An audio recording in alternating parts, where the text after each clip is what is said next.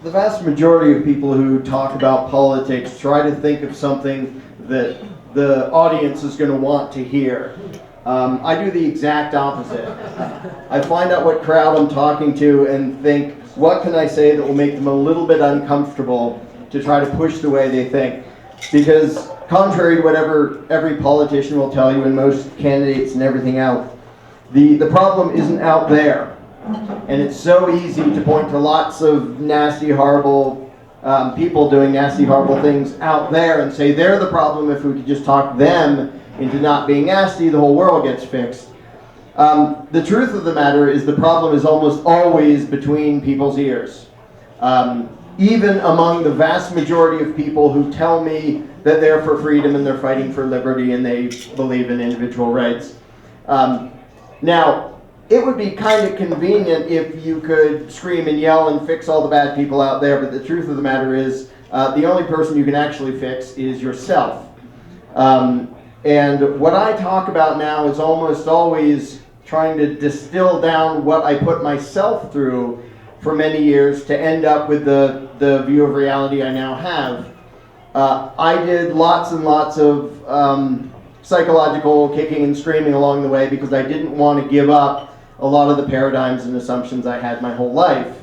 So don't think that what I say is what I started with. It's what I got to after years of looking inside my own head and realizing there's still contradictions there. And as long as there are contradictions inside my own head, I probably shouldn't be screaming at other people very much. I should probably fix that. For anyone who doesn't know, I'm an anarchist. Now, most of the anarchists I know got there by deciding that the choice between having a ruling class and not having a ruling class, it would be better to not have one. That's not how I got where I am. I got where I am by coming to the conclusion that there aren't two choices. There is no government. It's a hallucination because we imagine it to have authority that I can prove it does not have. And if we live our lives based on imagining something that isn't real, it's to be expected that we will do stupid, destructive things. As it happens in this case, the amount of evil and destruction and damage and suffering that comes from hallucinating authority where there is none is just enormous. It's way beyond my comprehension. It's way beyond the comprehension of most people I know, if not everybody. And so what I focus on is getting people to give up superstitions and hallucinations that mess with their own head. I'm going to be sort of short here in my monologue rant. My favorite thing to do, which I hardly ever get to do, is do it live, walking somebody through a line of questioning if they still believe in a government, whether it's a huge government, a little government, a constitutional republic, a democracy, whatever it is. And the reason I can't usually do it is because it's not fun to be on the receiving end of it. It wasn't fun when I was on the receiving end of it, doing it to myself. Even then I was uncomfortable. What it comes down to is freedom depends almost entirely on what is between your ears and what's between the ears of everybody else. What happens in Washington, D.C. does not matter in the slightest. It is absolutely irrelevant to whether we have a free society or not. Consider this. I realize that sounds weird if you haven't heard this sort of thing before. Consider this. What if tomorrow morning everybody in the country woke up and for some reason by selective amnesia they didn't know what the IRS was? And eventually they'd get letters that said, we're the IRS and you should give us a bunch of money. And they'd go, I don't know who you are, and they'd throw it away. That's the end of the income tax. It didn't take an election. It didn't take legislation. It took people no longer imagining an obligation to bow to a giant extortion racket. That's all. It wouldn't take a revolution. You wouldn't even have to resist. You just ignore them out of power. That's actually kind of the point of the little video, The Tiny Dot, that if you look at the number of extortionists and the number of their victims, it's just ridiculous. We outnumber them a gazillion to one. All of the power they have comes from their victims hallucinating legitimacy to the extortion racket. And it's true of every other law that the politicians want to spew forth. If we don't hallucinate an obligation to bow and obey, they just disappear. They have no power. Authority is always in the eye of the beholder. If we imagine them to be our master, then they are our master. If we stop imagining that, they aren't anymore. Literally, what do you think 400 people in Washington would do if everyone else said, we don't really acknowledge your right to boss us around and take our money? People say, well, what about their enforcers? There wouldn't be enforcers. They're hallucinating it too. All the people who work for the IRS, the soldiers, the cops, all the people who implement the destructive bad ideas of the crooks in Congress, they hallucinate authority where there is none. You think congressmen are going to go door to door saying, you got to give us some money? No, they rely on their thugs to imagine authority where there is none. And then they rely on their victims to imagine it. Now, if one or two people occasionally say, you don't have the right to take my money, you don't have the right to boss me around, in come the thugs, the very well-programmed thugs who think they're righteous and noble, stomping on people who disobey the ruling class. But if everyone understands it, it just goes away. It just evaporates. Literally, you can ignore any tyrant out of existence if enough people understand the reality. So a lot of what I do is talk to minarchists and libertarians with a capital L and constitutionalists and try to get them to see that not only will the political process never achieve freedom, and it never has before. If you want to point out an example anywhere in history, at any point in history, where voting has led to freedom, go for it. I don't know of any. Not only is that not the solution, it is the problem. And I use the analogy of the slave who every day, thinks what he's going to say to his master, and he gets this eloquent, heartfelt speech of why he should be free. Every day he goes to his master and says, Master, here is why you really should free me. And he goes on for half an hour while his master isn't even paying attention. His master says, yeah, get back to work. That goes on until the end of time, unless one day the slave says, I don't need his permission to be free. And then he walks away. That is what has to happen. As long as we petition and we whine for or against this or that legislation, and we vote and we cry to the masters and we protest to the masters, the one message that comes through is, we agree that it is up to you, masters, what we are allowed to do. Whatever you say after that, they don't hear, and it doesn't matter. When the day comes that we don't go to them, we don't protest, we don't vote, we just turn our backs on them and ignore them, that's how you get to freedom, and that's the only way you ever get to freedom, because as long as you are begging the master for his permission to keep what you earn or run your own life or make your own choices, you're not even free inside your own head. As long as you imagine you need legal permission to be free, you will never be free, which is why most of what I focus on is getting people to understand the authority you hallucinate into government is not real. They are a gang of thugs, and that is all. Stop calling their commands laws. It gives it legitimacy. They aren't laws, they're threats. They boss us around and hurt us if we disobey. Stop calling their extortion taxation. It's not. It's just extortion. It's just as immoral as a carjacker or a guy on the street robbing little old ladies at gunpoint. When we stop hallucinating them as our rightful masters, they will stop being our rightful masters, because they never were. We were taught to imagine that's what they are. When people say, do you want to abolish government? I say, no, any more than I want to abolish Santa Claus. I just want people to understand it's not real. And if you will deal with your life understanding reality, things work a lot better than if your life depends upon responding to something that isn't real. That's basically my rant. I would love to have a minarchist guinea pig that I could do a few polite, nice questions to, or ask anything you want, or throw tomatoes, or whatever you feel inclined to do. All right, so who's got a question? Questions. Also, really quick, can you just repeat the question so that I can put this on repeat video? the question in the microphone. Sorry, Dave, go Which ahead. is the what? Oh, his. Okay. I'll be glad to be a guinea pig. Excellent. All right. Dave Williams, guinea pig. Want to start or you start? I start. All right, go ahead. Up-and-coming anarchist right here, Mr. Williams. Okay, I'll have to repeat his answer. If I mischaracterize your answer, you can throw something at me. Can a human being delegate to another human being a right that the first human being does not have? No. Can two human beings delegate to a third a right that neither of the first two have? No. Where did Congress get their rights to do anything? It's all Dixon. Okay. Hey, you pretended to be a minarchist. Cheater! I'm the former state chair of the Libertarian Party. You talking about those contradictions in your head? Yep. I got them too. Good, good. But you seem to be recovering nicely from it. So, any guinea pigs who will suffer more? I have an honest question that I kind of struggle. Okay. I accept the fact, and although I was homeschooled, I was raised that government was a pact like we're all programmed by media and that government exists because you see shows like Law and Order and you watch movies and there's the CIA and they have secret things going on and you get this perception of this monolith that is government and that almost makes it tangible. So when it comes to basically spreading and growing the numbers and swelling our so-called base, a lot of times I feel compelled to address people where they're coming from. And people are coming from a statist perspective, which I kind of still have myself sometimes because I've put forth with quandaries from people. And Justin and I were just discussing this, where essentially they have practical and pragmatic questions that are somewhat difficult to answer.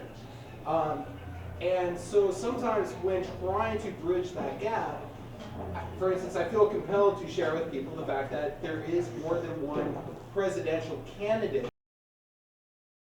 I really agree with a lot of that. I mean, I came there that way. Most of the people I know who came there, either by way of Ron Paul or some other kind of political version. I guess what I'm really saying, because, yeah, I did that too, and I'm glad that was there to nudge me there. I'm saying when people get pushed to the edge of the political system, don't stop. Kick them off the edge. And so it's Ron Paul's job to push them to me, and my job to try to push them over the edge. But yeah, there's that transition in almost everybody I know who ended up giving up statism entirely. That first they had to think about it and say, well, we should. I mean, really, my wife Tessa and I, we nudged each other over the edge over a matter of years because we kept trying to define a government that was legitimate. Well, it can't the taxes have to be voluntary, in which case they're called contributions, not taxes. And it wouldn't have a monopoly because if you wanted to hire that guy to protect you, then. And we whittled it away and said, there, that's legitimate, and it's not government anymore. And so I think a lot of people have to go through that, starting inside the political mindset. However, I do know a lot of people who are getting there in one shot now. And if you would have told me 10 years ago that would happen, I would say, no way. Nobody can do it in one shot. I get almost an email a day saying, I read The Most Dangerous Superstition, and a week later my entire view of reality was changed. And I did not nearly do that myself, and the first zillion times I heard it, I said, really? I mean, do you really get it, or does it sort of sound fun, and so you're saying you agree? And so I'll ask the people, and they really get it. I don't know why suddenly people can do that, because I don't know anybody who did that 5 or 10 years ago, and now they're just, they're just piling off the cliff into giving up statism.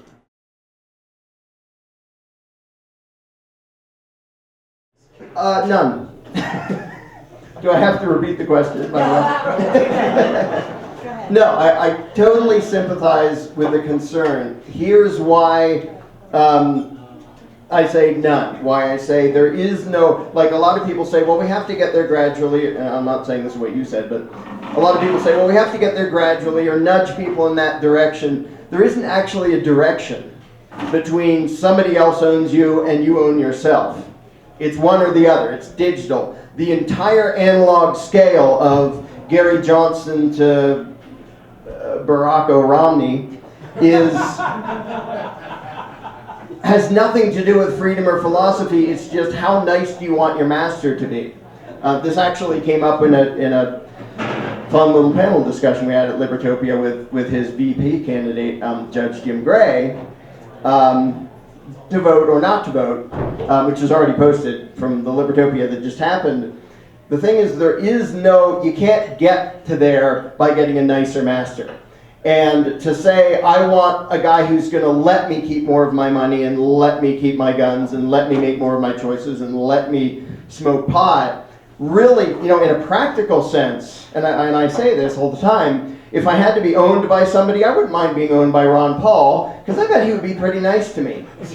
But that is not good enough for me, and it shouldn't be good enough for human beings. I don't want a nicer master who will give me permission to be free, because that is no closer to being free, any more than a slave being purchased by a different slave master who doesn't work him as hard and lets him do more stuff. He isn't 1 inch closer to being free, even if in his daily life he's more comfortable and he gets to keep more stuff and he feels like he has more freedom. The underlying lie is still there that he is the property of someone else. And as long as the belief in government remains, that is people believing they are the property of somebody else. If you think somebody else gets to decide tax rates, in other words, somebody else gets to tell you how much of what you earn you keep, the fact that he says you get to keep 90% instead of you get to keep 50% may make you comfortable more comfortable on a practical level, but you are no closer to being free. In fact, in a sense, you're farther away, because the more painful it gets, the more people are able to consider maybe the whole thing is a joke.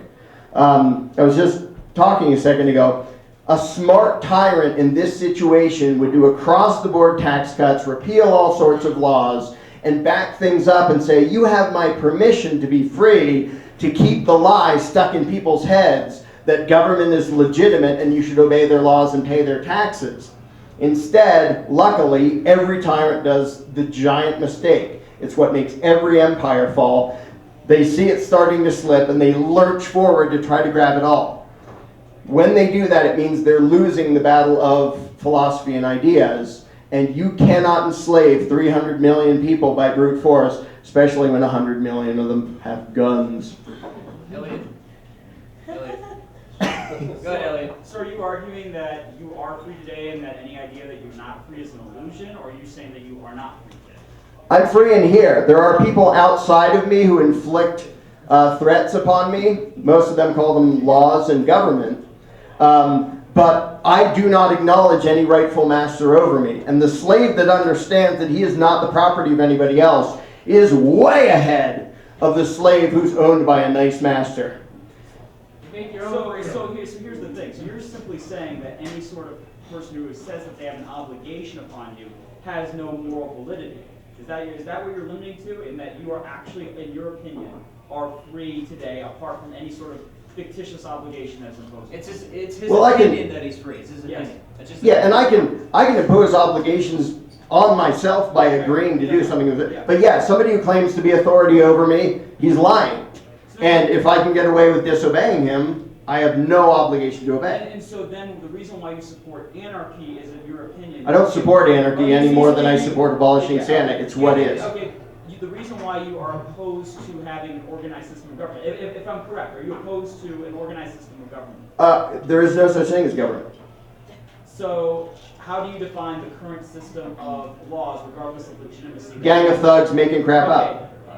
The reason why you're opposed to the current gang of thugs making crap up that we have today, in your words, not saying I agree with it, but in your words, is because they are of greater proximity to reducing your ability to act in the ways that you want of your life, as if those thugs were empowered, or why are you opposed to that? Because no human being can have the right to rule another. But there's always going to be... No, there will not. There will always be people who want to take your stuff. Yeah. The difference is that what we have now is greater control over them of what we will have. No, it's that not. we do not have voting and we do not have democracy. There will always be people who want to take your stuff. The difference is you imagine that some of them are legitimate. I don't. No, I'm not imagining they're legitimate. I'm imagining, or not imagining, that I have a greater degree of control over them than what we would have in a so-called state of anarchy. Really? You have a control over Congress. I have more Ready? control- Make them give you, I ready? have more control over them than we would have in a system. Great. Let's test that hypothesis. Get them to give you a 1% tax cut. Ready? Go. Get your system of multiple mafias to not kill you. Go. See, the thing is, you want to look at Do all I the look costs dead? of this system. Whoops. Do I You look at dead? all the costs of other systems. You're creating a fictitious test. You're loading the die on one side. No, I just demonstrated you have no control over I've just Congress. demonstrated that your other system, you have no control It's over not a either. system. It is. Alright. It's an absence of a ruling class. There will still be people who are trying to inflict harm upon Yep. them, and you have no control over them. Okay, so, You have And I have more control over Hold here on. than you have over there. So That's the difference. no, you absolutely And don't. No, You you don't. absolutely do not. And You you're don't not. even. That's the difference. You don't even have control over your own mind because you imagine you need to. I never am assuming a legitimacy here. I never said it's legitimate. I'm saying. Wow, can we get that on record? Whoa, we heard that. Oh my God!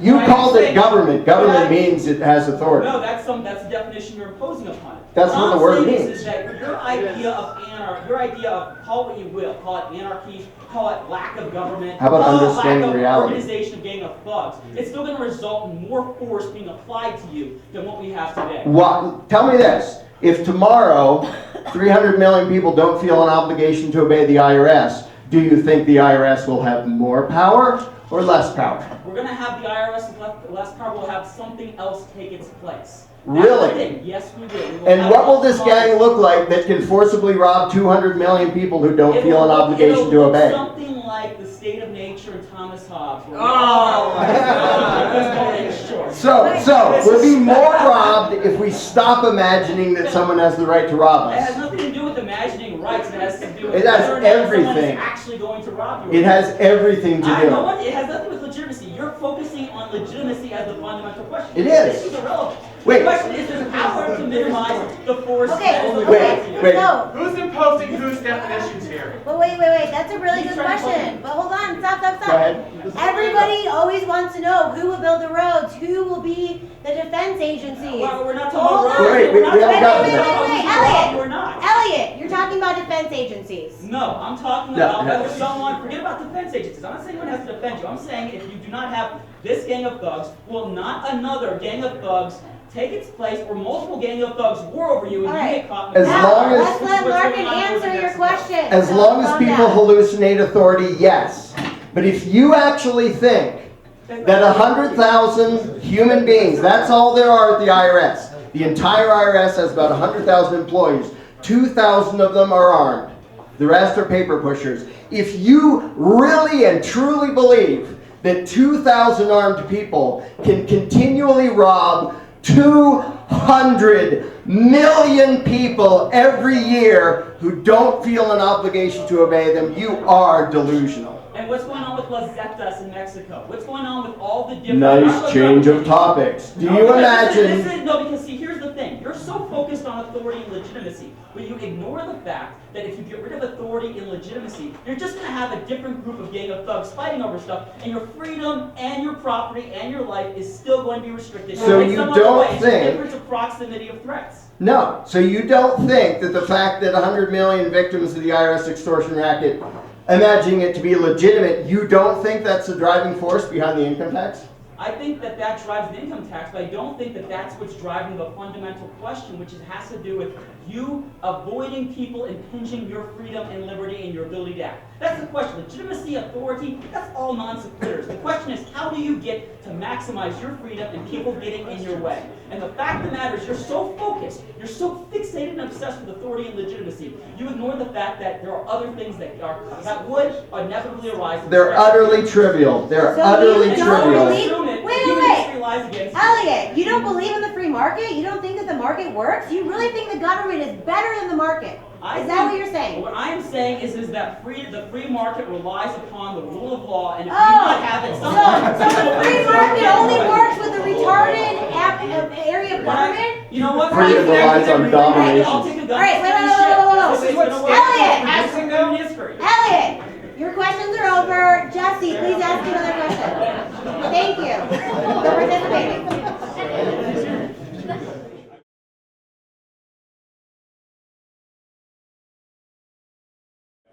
Go ahead. Well, most of that I agree with, except the damage to be done is not to Washington. We're not going to make them worse. It doesn't make the slightest bit of difference to them what we do. But the damage to other people who say they want freedom if we teach them that begging the masters is a legitimate and useful thing to do.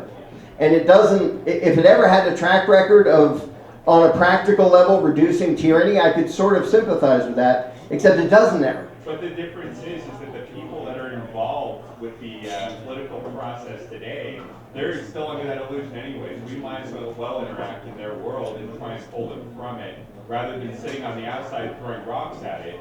But you can't pull them from it from playing their game. Like if you go in and say, I'm going to vote for somebody. From it, he might have pulled you from it, probably pulled plenty of other anarcho-capitalists from it, as did a lot of other people playing in that system. You know, people have been affected by some libertarian leaders that have pulled people from it. And I guess in this election cycle, and not that the election means a lot to me, but I think this election cycle was much better off with the Ron Paul and Gary Johnson than with Dickhead A and B. I think it's better to have them there at least telling people it's not wrong for people, it's not okay for people to take your stuff. It's not okay for people to beat you down when you disagree with them or put you in cages for having their own kind of plant or whatever. There's people that aren't, it would be like, if we could have like 5 ANCAP channels on TV, would we be better off? Even though TV's corrupt and messed up and is controlled, that would be a good way to get to our audience. What about the megaphone? He's kind of giving the megaphone argument. Yeah, and that I totally sympathize with. Like, I think Ron Paul did a ton to push people in the direction of thinking about actual philosophy. As far as the campaign and pushing buttons, it didn't do anything. But because he was out there and people hearing him, people starting to think about it, that did a lot. But there's actually an inherent contradiction to say, we're going to play politics and by the way, you're free. Because how many people are, and I know a lot of people who started in that contradiction and started being interested and then fell off the political spectrum entirely. So I like to, I'm not the one who came up with this, but I like to refer to Ron Paul as a gateway drug. He nudges people in the direction of all the way giving up authoritarianism. I started there too, though, from the same perspective of looking at like Ron Paul from the perspective of like, okay, his actions don't match his words, he's teaching freedom, but then he's using the force and coercion of government to do things. But then if you look at it from the perspective of anybody filling that spot would use more force and coercion, and yes, we can take the moral position and say we're not going to participate in that at all because it's wrong. No one's watching, nobody gives a shit if we do that. Whereas when Ron Paul does sit in that spot and minimize and keep the least amount of damage coming, and then he gets the benefit of the soapbox, it's better than having his competitor in that box from a game theory perspective. And I do think there is something we said, and one thing I want to summarize real quick. The last argument you were just up against is essentially that your anarchy sucks because it could end up being my statism. Being government, right. It'll just turn into government. Nice threat. The worst thing that can happen is that we get a government. Let me say a quick thing. I agree with almost all of that, except I do think when we legitimize the system, we're handicapping the people who would otherwise be on the side of freedom. And I do know some people who started including me, who started in the political activist thing and then fell off the spectrum entirely. So it does push people that way. As far as the game theory thing, I think the best thing we could possibly have is the biggest tyrant in the world on the throne to crash the thing into the ground as soon as possible. Agreed. John, So, rather than draw it out. Okay, we got millions of questions. Zog, get him. You can decide which first, because I wasn't paying attention to you. Go ahead, John. I agree with you, the IRS is delusional. I figured that out 25 years ago, and I have not filed or paid income taxes since. Yeah! Yeah! Do you pay taxes to the delusional IRS? Now I'm so poor I don't have to. I was put in a cage for a year for not doing it. And I'm happy to say that I cost them way more than they stole from me in the process. Right now I have that convenient advantage of being so poor that even they know I don't owe them anything, which has its disadvantages. If I ever actually have enough that they think I'm supposed to pay, I'm going to have to decide. I think there are other ways to make sure I use up more of their resources than I give them. I may have to settle for that, like playing inside their game, but we'll see if I'm ever rich enough to have to care about that again. Yep. Do you pay a sales tax? Yeah, and I don't, when I can get around it, no. I have another question. So what I struggle with is, as an anarcho-capitalist, is I just don't want to be bothered. In doing a cost-benefit analysis, I drive at speed limit or relatively close to speed limit. I pay my sales taxes, my income taxes, just because, and I'm a business owner, so I just don't want to be bothered, so. Yeah, it's self-preservation is no sin. You know, I know some people who just hurl themselves against the beast and say, I won't do anything, and I sympathize with them, and I know some people who say, you know, I go along with a lot of it because I don't want to be tased or shot or anything else. To me, the underlying philosophy is what matters the most, and if that can spread, eventually it doesn't matter how much you put up with today and how much you don't. The thing is, if people feel, if everyone lost their feeling of obligation to bow, then we all stop and it just goes splat. But in the meantime, yeah, I know lots of people who compromise and go along with lots of stuff, including me. Like, there's lots of things that I don't get into a shootout over, which I don't feel they have a moral obligation to impose on me. And to me, that's the thing, is when people give up that, then tyranny falls. And it's just like, and I often say this, it sounds a little bit mean, but that's because it is. I view people with badges like rabid dogs. There's something wrong with their brain that makes them very dangerous, so when I'm around them, I don't make sudden moves, I'm quiet, and I usually do what they expect me to do so they don't rip my throat out. It's not because I imagine them to be my rightful master, it's because I want my throat still attached to the rest of me. And if everyone gets to the point where they understand that, then it's really easy to take it down. Which is why instead of going, let's go resist and blah, blah, blah, I try to get people to understand you are not beholden to these people. They are not your rightful masters. These are not laws. These are not taxes. They're just threats from thugs. Because when enough of us understand that, we don't have to bow to their garbage to save our own necks anymore. But yeah, I don't at all blame people for trying to stay alive in a society that, for the most part, thinks we're the property of the politicians. To me, the weirdest thing that I see happening now, and I don't know why, like when I look back at my own history of struggling and trying to hang on to the Constitution and trying to hang on to limited government, trying to hang on to authority, I don't know what made me after years just go, I don't really need that anymore, and own myself. And of the literally thousands of people I now know who have gone through that, you know, at different speeds and from different positions, I know, you know, self-avowed socialists who turned into anarcho-capitalists, and everything along the spectrum, I still can't figure out why people make that choice. Like, all I can do is try to put ideas in front of them, but there are some people who want this much government, and 15 years later they'll be screaming their heads off that, no, we have to have that much, I'm not letting go. And then there are other people who you talk to for a couple weeks and they go, yeah, it's all bogus, man. And they let go. I don't know what it is that makes that happen. What I do know is it's speeding up a lot. Like 10 years ago, I've been saying the same things for 16 years. And 10 years ago, I knew maybe 6 people who would call themselves anarchists. Now I know 6,000 at least. And it's been going on a curve. I don't know why. I don't think it's from what I'm saying. I don't even think it's from like Stefan Molyneux. You know, every nudge helps. But there seems to be an essential, huge thing going on that all of a sudden people are able to think past the scale of what kind of master should we have to why do we need a master? And that last step to me is all that matters. The entire bickering over how big our master should be, it completely misses the point. But now there are lots of people stepping over that line. And I don't know why, but I'm thrilled about it, so I keep screaming about whatever I can scream about. And just watch it happen. Yep. Right, and she was saying that the non-aggression principle is just sort of a world changer for a lot of people. And that's been around, I mean, that's been the basis of libertarianism for ages. And the funny thing to me, which shows the power of the delusion of government, is if you ask them, do you think it's okay to initiate violence against another human being? Everybody says no. But if you say, well, does that mean you're not voting anymore? Well, no. In that case, you have to. So it's something almost everybody instinctively understands. They know it's right. They know it's civilized. But they imagine there's this huge exemption for the thing called government.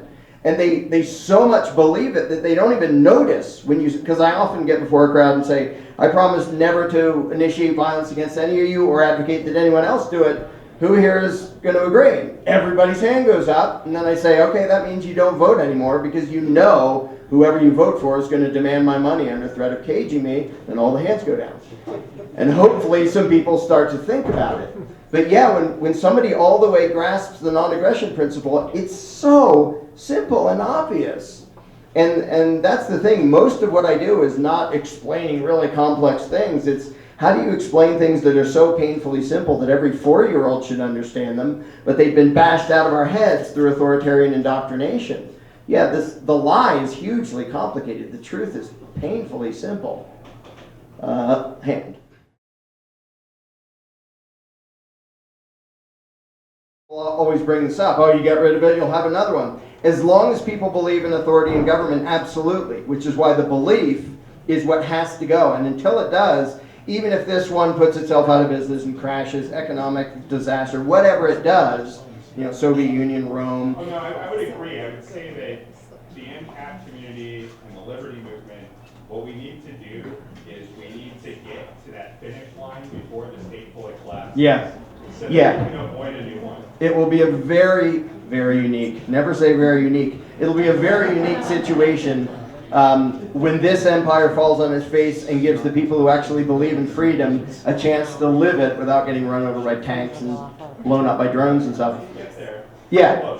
And when people ask me, you know, well, you really think there will ever be a society without government? Absolutely 100% guaranteed, for the same reason that it was inevitable that eventually we'd know the earth isn't flat and the sun doesn't go around us, it's the other way around. The evidence will be there forever. Now, lots of nasty, horrible things might happen in the meantime. It may take years and years and years, but eventually the bleeding obvious wins out over the complicated lie, and that will be the same with the lie called government.